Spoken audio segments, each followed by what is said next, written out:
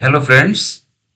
आइए आज हम लोग समझते हैं कि इन्वायरमेंट टर्म का क्या मतलब होता है। ये जो टर्म इन्वायरमेंट है, जिसको हम हिंदी में पर्यावरण कहते हैं, ये एक फ्रेंच वर्ड इन्वायरनेंट से डराइव्ड है और जिसका मतलब होता है टू इनसर्किल या to surround.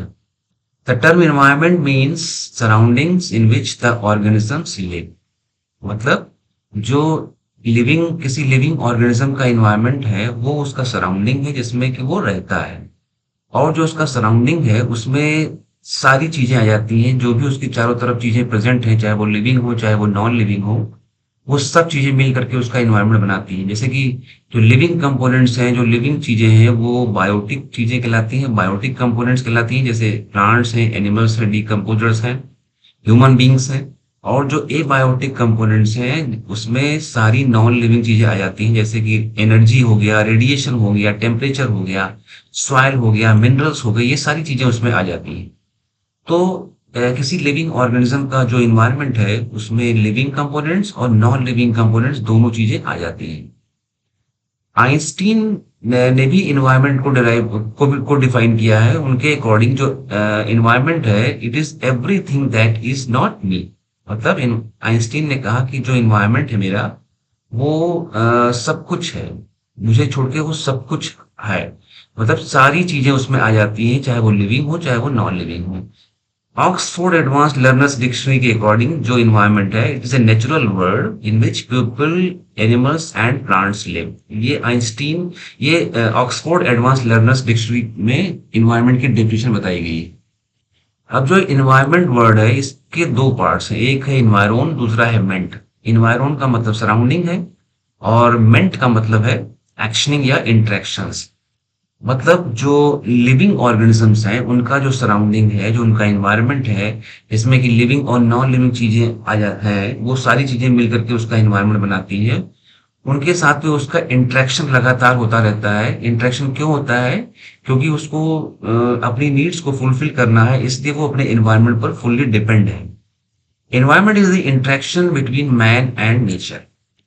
Our environment is what we see, what we feel and what we experience around us. मतलब जो भी चीजें उसकी चारों तरफ हैं, उनको वो एक्सपीरियंस करता है, उनको फील करता है और उनको वो देख सकता है। वो सारी चीजें, all the factors, all the components which are present around a living organism are included in that in the environment of that living organism.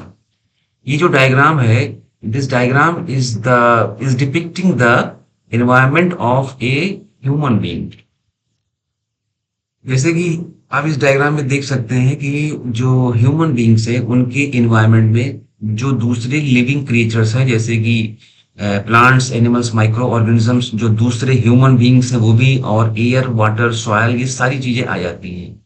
उसके अलावा मटेरियल्स देखिए लिखा हुआ है। ये मटेरियल्स क्या है? मटेरियल्स में केमिकल्स आ जाते हैं, पोल्यूटेंट्स आ जाते हैं, कॉन्टामिनेंट्स आ जाते हैं, वेस्ट, टॉक्सिक सब्सटेंसेस, यानी ये सारी चीजें भी हैं जो उसके इन्वायरमेंट में आती हैं और ये एक प्रकार से मटेरियल कहलाती हैं। तो जो है किसी लिविंग ऑर्गेनिज्म का जो इन्वायरमेंट है, it includes all the things present around that living organism.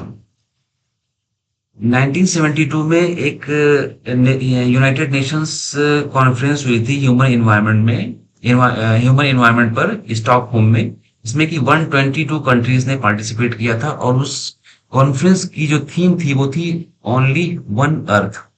और इसमें ये डिक्लेयर किया गया कि जो मैन है, man is a creature and also a moulder of his environment. मतलब वो एक क्रिएचर भी है अपने इन्वायरमेंट का और वो उसको मोल्ड भी करता रहता है अपनी इच्छा अनुसार। जैसे वो चाहता है वैसा उसको वो बदलता रहता है। फेट जो है हमारा, जो हमारी लाइफ का जो फेट है, जो मतलब हमारी लाइफ का क्या होता है, वो डिपेंड करता है कि हम अपने इन्वायरमेंट के साथ में किस तरीके से और कैसे इंटरेक्शन करते हैं। हम क्या करते हैं अपने इन्वायरमेंट के साथ में और किस तरीके से इंटरेक्शन करते हैं, पॉजिटिव इंटरेक्शन करते हैं कि नेगेटिव इंटरेक्शन करते हैं। इन्हीं सब चीजों पर हमारा जो है वो हमारी लाइफ डिपेंड करती है। जो तीन सब डिविजन्स हैं अर्थ की, जिसमें कि एटमॉस्फेयर, हाइड्रोस्फेयर और लिथोस्फेयर आते हैं, जो कि मिल करके हमारा बायोस्फेयर बनाते हैं, ये हमारा फिजिकल एनवायरनमेंट भी बनाते हैं। मतलब जो हमारा फिजिकल इन्वायरमेंट है वो किससे बनता है? वो बनता है एटमॉस्फेयर, हाइड्रोस्फेयर और लिथोस्फेयर से।